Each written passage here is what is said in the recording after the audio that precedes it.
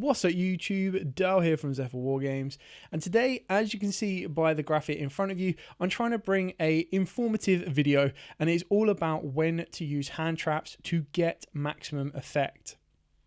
So as you'll see by the graphic, along the left hand side is all the hand traps I'm going to talk about, so Ashe, Nibiru, Imperm and Gamma.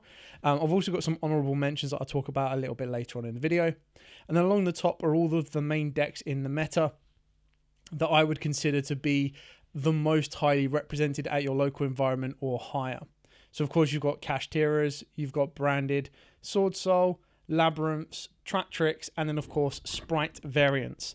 Now you can obviously consider also Naturia variants as well, but for those I don't really have a huge amount of experience, and they're not massively, they're good, but I don't think they're massively represented as yet, whereas I think everyone is still trying to allow sprites to survive.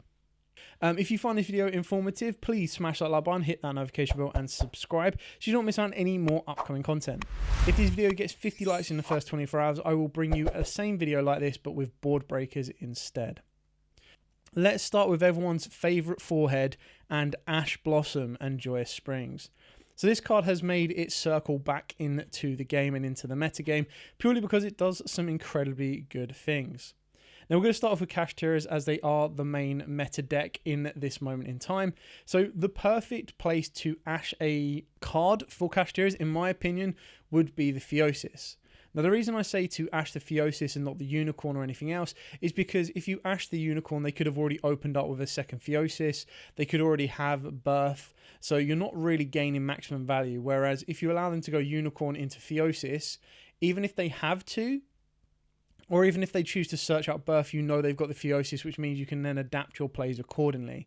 I feel that it's the most effective one to stop with an Ash Blossom, because ultimately it would stop Fenrir hitting the board, and there go, it will stop Fenrir searching out Rise Heart, and it will then stop them going into a rank 7 play. The only other card they could have in the hand would be something like a Prosperity, or something like a Birth, and another Kashtira, so they will need to burn through resource. Now, unlike Branded, Ashe on a particular card in Kashtira's is not going to be the end-all be-all. They will still have more plays to make, but I would say that hitting a Theosis is probably the most trickiest part for them to deal with, because then they're pretty much revolting back to how Cash were pre-Photon Hypernova. So let's move on to Branded. This one's pretty straightforward and simple. Ashe, Branded Fusion. 100% of the time. I don't think there is a single time in a Branded matchup where I wouldn't say to Ashe the Branded Fusion. The reason I've kind of put this video together is I see a lot of like younger players and less experienced players, and they always seem to drop a hand trap at the earliest possible moment. So this video I'm trying to pinpoint single cards or effective like Achilles heels of cards where you can go, right, okay, well I've got this in my hand, what should I drop it on? In, of course, the Cash example, like I said, there's Theosis. You could, if you want to, drop it on a Unicorn a little bit earlier. But like I said, if you do that, they still have more chance of the remaining 4 cards in the hand to have exactly what they need. Whereas if you make them burn a Theosis, you're already taking away some of their resource. With Branded Fusion, it's a no-brainer. I mean, I know I have seen a lot of people try and stop Branded opening, which again is completely fine to do. But the issue is, if you stop the Branded opening, they still have the hard open of a Branded Fusion or the hard open of an Aluba that could then search out the Branded Fusion. You'll get a bit of understanding of what they have in the hand if they were to normal summon Aluba and then go to search the Branded Fusion. So obviously they're not going to tell you what they're going to search, but if they search that Branded Fusion, you know they don't already have one in the hand, because usually if they already have a Branded Fusion in the hand, they're probably going to search something else. So Ashing Branded Fusion pretty much stops them dead in their tracks, and that's where you're going to get the most maximum value out of the Branded matchup. And the reason I say that as well is that the other kind of problematic cards that the Branded players can produce, you're probably better off using an Imperm and a Gamma on them, and we'll talk about those a little bit later on. Moving on to Sword Soul. So you've got a couple of different options on the Sword Soul. The ideal one, in my opinion, would probably be an Emergence. Now, in conjunction with that, I'd also be very, very careful that if you do stop an Emergence, if Gamma comes back into the format, and I'll talk about where Gamma kind of sits in the format a little bit later on, you might want to be a little bit cautious about using a monster effect on an empty board, especially when there are thrusts running around as well, but I wouldn't worry about that until at least game 2. So emergence can be the best kind of Ash target on that one. The second one is if they're playing Tenyis, you want to hit the Ashuna, because the Ashuna is going to be special summoning out the Tenyi from the deck. So they will banish it, and then they're still going to lose that advantage of trying to summon a Tenyi from the deck, which can be quite damaging, but emergence is probably one of the go-tos for it. Moving on to Labyrinths, like the ideal targets on this one, yes, you can hit the Ariana. Yes, the ideal ones will probably then be Big Welcome and Welcome Labyrinth. So they're both the normal track cards that let you special summon a Labyrinth monster from the deck. So that's going to give you, or a Fiend monster to be precise, that will give them extra advantage. They would have obviously activated a trap card, and with Ash Blossom, you're not negating the activation. So as long as the kind of as any of the card effects to say, if you activate a trap card, you're only negating the effect, so they'll still be able to get those off, but it is something to kind of keep in mind. And they're probably their strongest cards around, like for them to be able to net free advantage from the main deck and then start triggering additional effects with like Lady Labyrinth, and then still being able to use the graveyard effects to reset those trap cards. It's not the, like, again, when you compare it to Branded, an Ash Blossom on a Branded Fusion can more times than not end a turn, whereas an Ash Blossom on a Big Welcome or a Welcome Labyrinth will slow them down. But it's when you get to the side deck that you'll probably go, okay, maybe Ash isn't as important at this point, maybe I want to go for more board breakers, and you can change that up. So if you're trying to like kind of put it in a percentage kind of factor, I'd probably say that it's got like a 70% effective factor against Kashtira's, like a 90% effective factor against Branded. Sword Souls, again, probably about 70. If they've got other cards, they can go a little bit further, but it can take away their biggest search. And then with Labyrinths, again, quite like the others, it's probably got about 60 to 70%, because if they do have other, like if they have the Big Welcome or Normal Welcome, then they still have plays to make. Moving on to the budget Labyrinth options, and again, a really, really good deck. We haven't really seen this in the competitive scene as of yet because it's only just come out, but I still think Tratrix are a deck to be reckoned with. And the first thing that I'd be using an Ash Blossom on would be the special summon from deck of Tratrix Sarah. Now, the reason I would do that is because when you look at the other targets that you could possibly Ash in the deck, it can get a little bit too late. Now, obviously, if they are to attempt to use Parallel XZs in the hand, you could Ash that there. However, if you are running the standard build of playing a Nibiru or an Imperm or anything else like that in the main deck, then you might want to save your Imperm for something like a Parallel XYZ on the field, because not only will it stay at a level 8, but it also means they want to special summon one from the deck.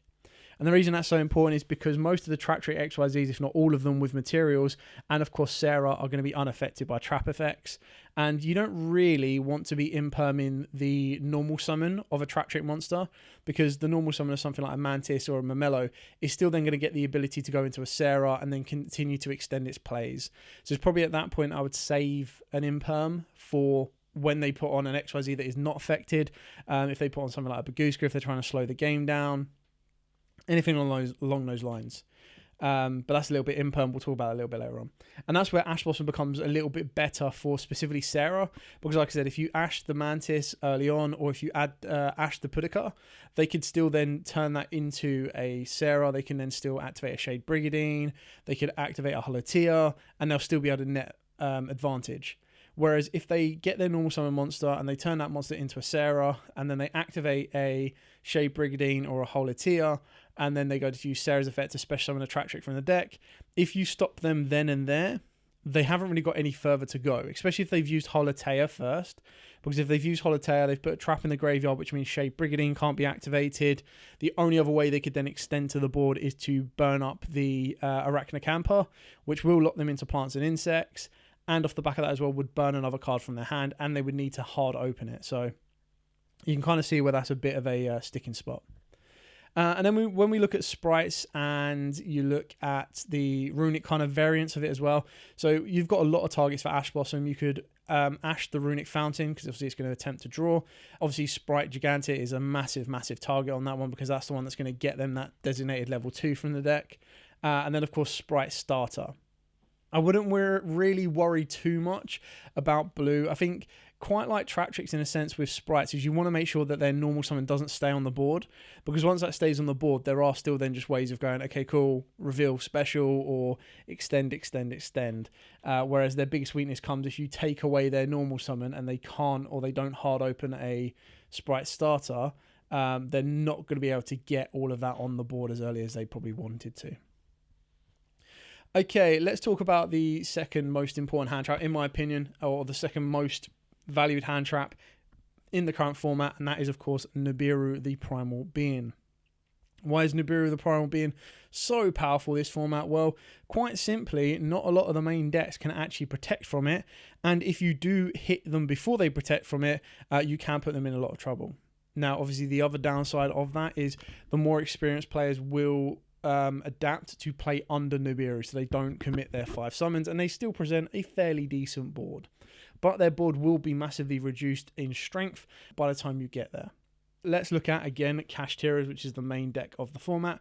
The best time to drop a Nibiru on them is if they normal summon an Ash Blossom and they haven't conducted, or that's their 5th summon, or at the end of the phase. Now, usually when it gets to the end of the phase, the reason that you hold off on this one is because if the Kashtira player is greedy and doesn't consider Nibiru early days, and this is obviously considering main decking a card like this, then if they've already opened up Birth, which is an additional extender, they would have already tried to use it, and they still need to trigger effects to lock out the 5 zones, and by the point they're trying to do that, they would have been way past their 5 summons. So they pretty much scream to you at a point where they're like, Nibiru me now, otherwise it's going to be game over. So very, very easy to kind of drop that on them. And like I said, the reason that you would do it if they ever normal summon an Ash Blossom is because they are threatening to go into a Baron de Fleur. Not the most easiest of guarantees they'll do that, but if you see them normal summon an Ash Blossom, that is usually the route they are trying to go. They will try to do that as early as they possibly can, because the idea is that they make a Baron so they don't fear Nibiru.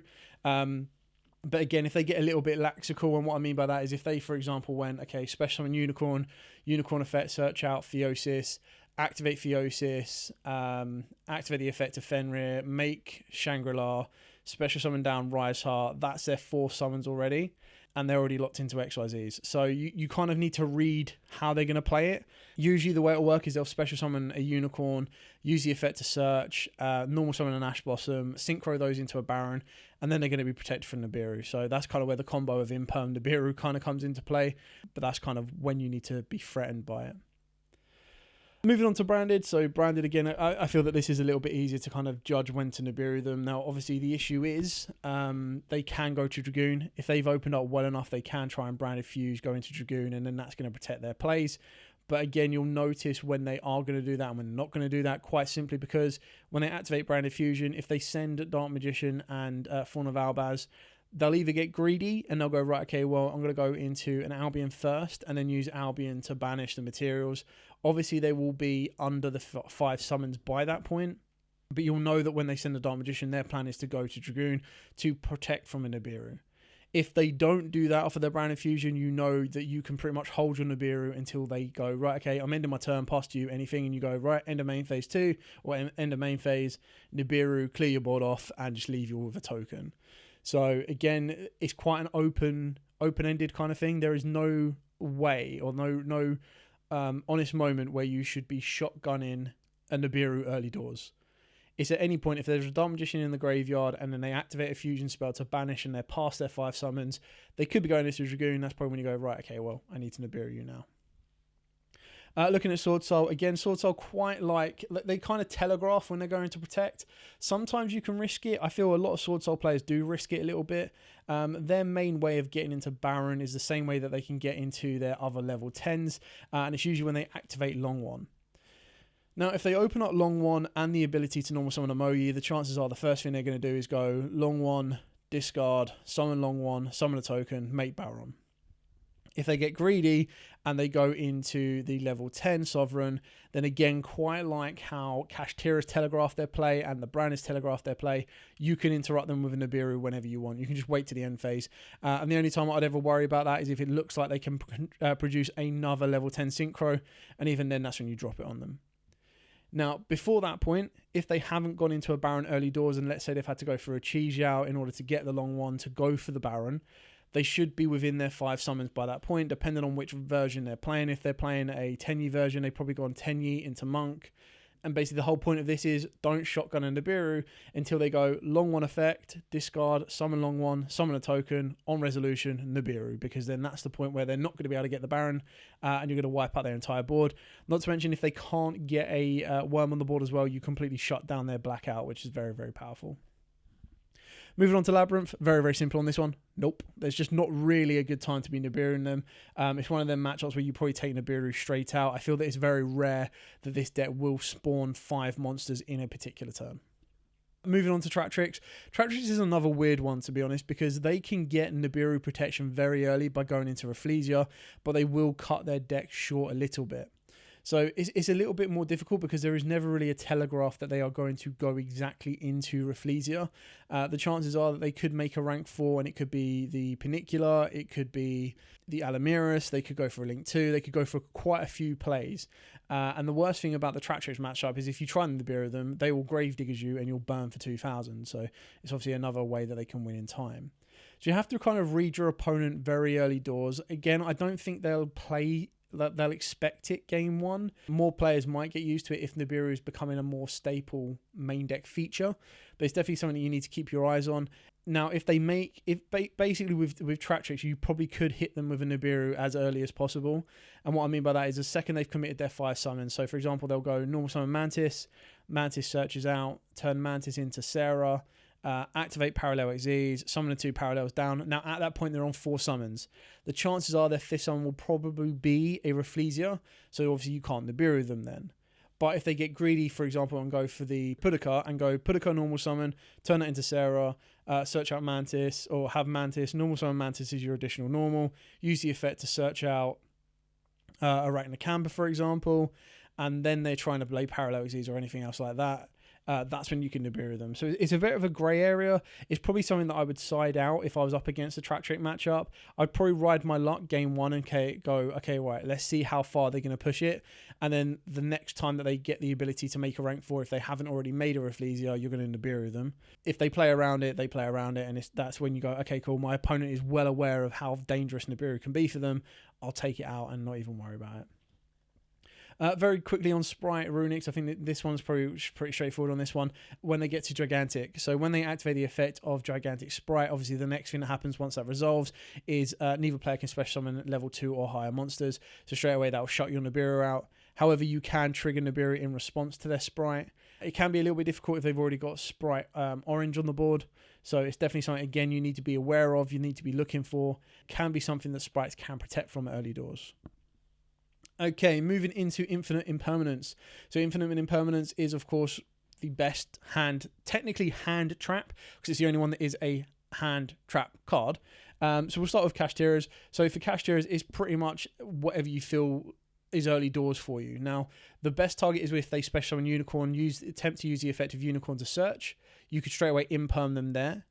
The risk of that is, again, they could still then search out or still already open up a Theosis, still get their play, still get into Unicorn, Fenrir. Fenrir searches out Rise Heart, so on and so forth.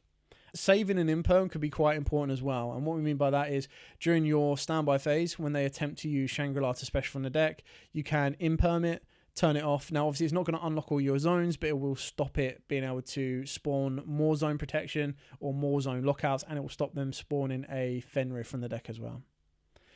Fenrir is another good imperm target after it's been summoned off of the Theosis, because then the chances are that's going to be searching out an extender in the form of the Kashtira, or it's going to be the Kashtira Scareclaw, or it's going to be searching out Rise Heart. So you've got 2 ways of stopping that. Also, imperm of Rise Heart can be very important because Rise Heart technically isn't a level 7, but by the time they're activating it, the chances are they're probably going to just rank it on top into a Rise Heart. So again, you've got to be very, very careful on what you do imperm, but there are a couple of targets and it's all about reading your opponent and trying to kind of dictate where they're going to go with it. Branded have a couple of options here. I wouldn't be, I kind of just let Aluba resolve. Like, I don't think there is any point where Aluba not resolving is a most beneficial thing for you, because you do run the risk, like I said, if you imperm that and they hard open up a Branded Fusion, they're going to be getting the same outcome, if not more. So you kind of want to be saving your imperms for stuff like Lubellians, Albions. One of my personal favorites right now is the Dust Dragon. And the reason it's worth imperming the Dust Dragon is that it means that they cannot send the Nightmare or the Gimmick Puppet Nightmare from the deck. Also in the Branded in White combo as well, it does stop them sending the Albion Dragon. And by the point they're trying to do that, they would have already kind of gone through like the Branded Lost route and even the Mericoria route. So it can cause them a lot of issues. It's not as game-ending as an Ash on a Branded Fusion, but Dust Dragon is definitely something to be worried about, and that's probably where you go, okay, you know what, I'm going to let your Branded Fusion, if you haven't got Ash Blossom, for example, you let the Branded Fusion resolve, they're either going to go into the Rimbrum, or they're going to try and go early into the Albion, and then you can go, okay, Imperm, stop the Albion then and there, or you let them, if they go the Rimbrum route, you know they're going to go through Cartesia, they're going to go into Dust Dragon, and that's when you can stop the Dust Dragon. So I feel that's a more strongful point. Like, there's no point in Imperm in a Cartesia. Like, you just let that resolve, because if you don't, they're just going to keep it on there and they've got a quick effect for your turn. So let that resolve, let them add that back to the hand. It's not really the end of the world. And even then, to be fair, if they can't get the Dust Dragon to the graveyard after you've Impermed it, and that then means they can't get into Branded and White to get into the Mirror Jade, they can't put a Fusion in the graveyard, which means they're not going to be able to loop the Cartesia as well. Moving on to Sword Soul. Again, Sword Soul have a couple of really neat targets in this one. So you can Imperm their Tyre, because they'll be banishing, I believe they target as cost. So they'll target the worm in the graveyard. Chizao is good because the 9 out of 10, they're going to chain block that with a Mo Yi in the graveyard. And then being able to turn off that Chizao means they're not going to get Emergence that leads them to Long One, or they're not going to get the Blackout, which can be very, very damaging. Another good target to stop is the Mo Yi as well, because usually 9 out of 10 Mo Yi is coming off of the normal summon. If it comes off of the effect of Ecclesia, then you might as well just let it resolve. So holding an Imperm back for their normal summon or a Chizao is very, very important. Moving on to Labyrinths. So Ariana is probably the best one to Imperm on that, in my opinion. You can Imperm the Lady Labyrinth, but keep in mind that it does protect with certain requirements in place. So the Ariana is probably the best one to do, because the Ariana on summon, it will stop them getting access to Big Welcome, Welcome Labyrinth, Lady Labyrinth, you name it. That is probably your best target. Moving on to Trap Tricks. I mean, it's okay, I guess. And the reason it's only okay is because, like I was trying to explain before, you don't really want to Veiler or Imperm, more so Imperm their Mantis or their Marmello, because then they'll still just turn it into a Sarah, and then all they need is one other card, and they're still going to be able to make their plays. So it can be very, very touching. Obviously, with Imperm as well, it has no effect against Rafflesia. It's got no effect against Sarah, so they're the worst cards to use against them, which means eventually, if you're not dropping Imperm on their early summons, you're saving the Imperm for something like a Parallel Exes, you're saving it for a rank 4 that is not a Trap Tricks monster. So ultimately, again, it's kind of another one of them cards where going into game 2 and 3, you'll go, okay, Imperm's probably not as effective in this one. I'm going to pretty much get rid of it or side it out. So it's okay. It does have some kind of elements to interact, but the chances are what you're interacting with as early doors, it's still going to allow them to continue their plays. All you're doing is taking away a monster extender, or you're taking away the access to one of the trap hole cards, which, yes, they may need, but they still have 4 more cards to play with anyway without that additional search. So it's not an end-all, be-all game stopper. And then Sprites, Runics, obviously less so against Runics. You could hit the Hugin, but you also kind of want to Imperm. Like, again, I wouldn't Imperm any of the level 2s on the board, because then they'll keep just spamming their monsters. I would save the Imperm for a Gigantic Sprite, because at least at that point when they're activating Gigantic Sprite, you Imperm them. They're not getting a guaranteed Sprite from the deck. Another one, of course, is Sprind. You could Imperm the Sprind, and that would cause them a couple of issues as well. Okay, let's move on to Gamma. Now, Gamma is quite a controversial choice in some people's books. I feel that Gamma could be really, really good this format, especially with with Ash running around. Against the more inexperienced players, especially with Draw and Lockbird as well, you can kind of feel that if you put Gamma into your deck, you would have just this feel of immortality. And what I mean by that is, if you, for example, in Kashtira's, if you activate Pressured Planet, you don't care about Ash, because if you've opened up Gamma and they Ash you, you just gain mad advantage. Terraforming is an option as well. You've also got, people might try and stop the Birth Revival effect in later games when they've cleared your board off. If you're playing the Small World, you've got that. You've got Pot of Prosperity. Just some people will try and shotgun a little bit early. The only deck that Gamma is not protective in is the Branded, because they lock themselves into Fusion. So you could steal Gamma, but then you wouldn't be able to do anything more with them. Whereas in every other deck, you could drop a Gamma to protect yourself and then go into an Omega and rip another one from your opponent's hand. That being said, we are talking about how offensive the Gamma can be, and I think it's just a crazy good card. Now, against Kashtira's, it's okay, I guess. And the reason it's only okay is because if you do it against Shangri-La, all you're doing is negating this effect. You're not going to destroy it. You can't really do it against a Rise Heart because the chances are a Rise Heart Rise Heart is mandatory, so it will be chaining 1, and the chance of the back of that is they're going to chain something else. You could do it to the Mind Hacker to stop them banishing more cards from the top of deck and then triggering more of the zone lockouts for the Kashtira's for the Shangri-La, but even then it's just okay. You could do it on the Unicorn Search, but the chances are that you do that, they'll still then have another Kashtira in the hand, so they could just special summon down Fenrir. It will slow their board down, but they'll still be able to make plays. Again, you can do it against Rise Heart. You could do it against Fenrir's effect that will activate off of the back of the Theosis. So you've got targets to do it that will still kind of restrict them quite a bit. And obviously going second, it's kind of cool because, yes, the chances are Shangri-La will probably lock out, like probably won't give you 2 zones left to use the Gamma. So defensive-wise, it's not going to be as great for the great against them. It's something to consider. It's something to think about, and it's going to be more effective against the rogue decks, which we'll talk about a little bit more in a minute. So talking about branded, when should you Gamma them? Well, you can Gamma them on Dust Dragon. The issue with doing that is Dust Dragon can tag out from the graveyard because you'd go Gamma and you go, okay, cool, resolve the Gamma. Dust Dragon goes to the graveyard negated. But then because it's on a new chain and you have special summoned a monster via a monster's effect of Gamma, Dust Dragon could trigger in the graveyard. The best targets will be stuff like the Albion, the Lubellion. They're all going to be ones that if you clear them off the board, they're not going to get that additional fusion layer. You're ideally stopping a Mirror Jade hitting the board. And if you do it at the right time, you're stopping Mirror Jade hitting the board to send the Albion from the main deck to the graveyard if you're hitting a Lubellion, for example. So it's kind of okay. Again, it's one of the ones that if you go second as well, if they Gimmick Puppet Nightmare you obviously you can't Gamma it. So it's one of the ones where if they give you a monster, you are in a little bit of trouble. But it's something to consider. I just feel that the negating destruction can be very, very good. And it's going to shine a little bit more when we get into cards like Long One. So the reason you might, for Sword Soul, the reason you might want to Gamma a Long One is if you're going into game 3, for example, it stops you taking that burn, because that is the worst thing about Sword Soul, is to have a win con in time, and being able to burn you can be very, very damaging. Gamma a Moyi, quite like with an Imperm. The difference is you just don't leave that Moyi on the board. So that can be very, very important. One note to make about Sword Souls when it comes down to Veilers and Imperms is they can dodge the Veilers and the Imperms by using Heavenly Circle. So that's obviously one thing you need to be very aware of. So again, you need to calculate what cards they've got left in the hand, the chances of them having Heavenly Circle, and to tag out and dodge around and move around. You can't really Gamma Chija. The chances are it'll be blocked by a Moyi draw or a Tai Ascend. It's mainly for Long One, to be fair, against Sword Soul. When you're looking at the Labyrinths, it can be very, very good against Ariana, because quite like Imperm, the step up that you're doing is you're stopping Ariana from getting the search, but you're also getting it off the board as well. So then they don't have the ability to big welcome or welcome Labyrinth to bounce it back to the hand and loop their resource. Hitting Lady Labyrinth can be quite damaging as well, because they'll activate it in the hand to try and summon it down. You can then get rid of it, and then again, it means they're not going to get the trap set, they're not going to get the summon, and everything else. So this is where it starts to shine quite a bit, is against the Sprite matchup and the Traptrix matchup.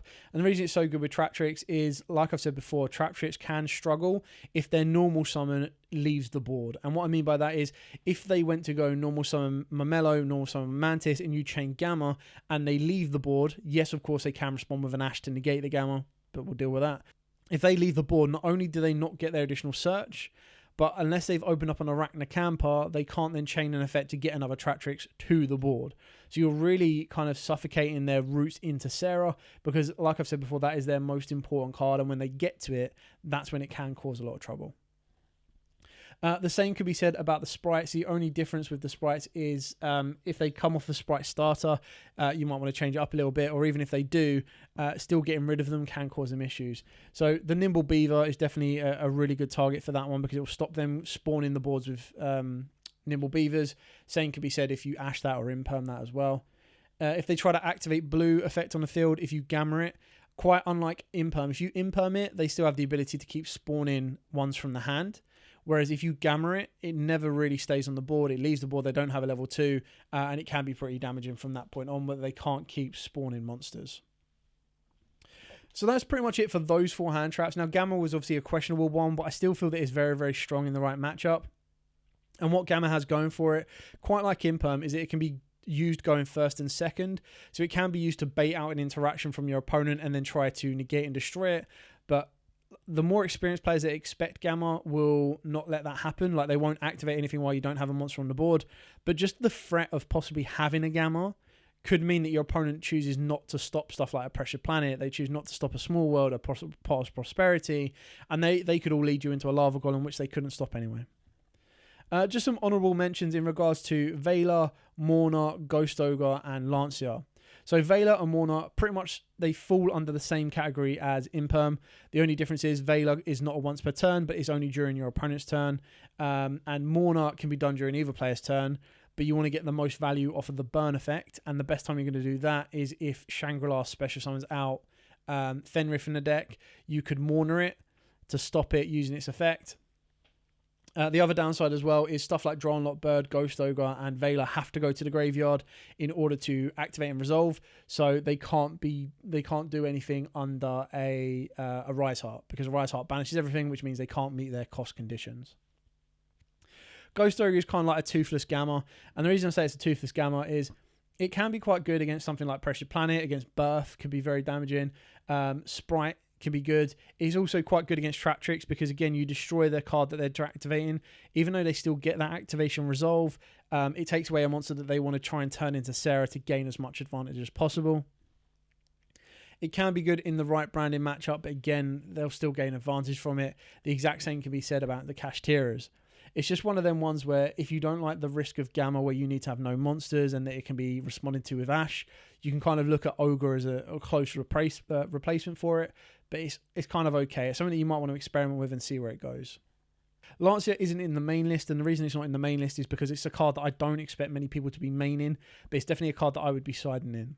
And the reason Lancia is so good is because not only is it an offensive option to kind of deal with making sure that your opponent's Kashteras can't look at your extra deck, they can't banish from your board, they can't lock out zones, anything like that, but it's also very good as a defensive option for something like Evenly Matched in the Labyrinth matchup or the Trap Tricks matchup. If you're playing either of those, the chances of them trying to go, okay, standby phase, main phase, battle phase, end of battle phase, and as soon as they say end of battle phase, you just go, okay, cool, Lancia, and that's it. They're not going to be able to clear your board. You can then swing for they've already lost their battle phase. They're not going to be able to OTK you. Their plan was to try and swoop your entire board off the board so that they can then go again. So it's definitely one that can be considered highly. It's good against the branded as well because it means they can't then banish off of their Bystials or Bistials if they're playing those. They can't banish off of Mirror Jade. Again, keep in mind as well, the Lancer is only during your opponent's turn, so you can't drop it during your turn, but it can cause a lot of blockages for your opponent in the right matchup as well. It can be kind of good against Sword Soul because it means they can't use their Ashuna, they can't use their Vish Shooter, and they can't use the Yadhara to kind of loot their resources back. They can't use Tyre, which can be pretty damaging, but they can still have access to Long One and Moyi as well. So they still have access to other cards. It's not a game ender, but it's definitely something that you can consider as well. Anyway, I hope you found this video as informative as possible. If you do have any questions at all, please put them in the comments down below. I will be more than happy to answer them for you. But for now, like I said at the start, if you get this video to 50 likes or more in the first 24 hours, I will bring you a similar video like this, but relating to board breakers and the best cards to remove with said board breakers in regards to stuff like Ras Firmo, Lava Golems, anything like that, and the best card to try and trigger or to bait out before you activate certain cards like Triple Tactic Talents and everything else. But for now, as absolutely guys, thank you so much for watching. Like, comment, subscribe, share. And until next time, as absolutely always, stay safe and, of course, happy dueling.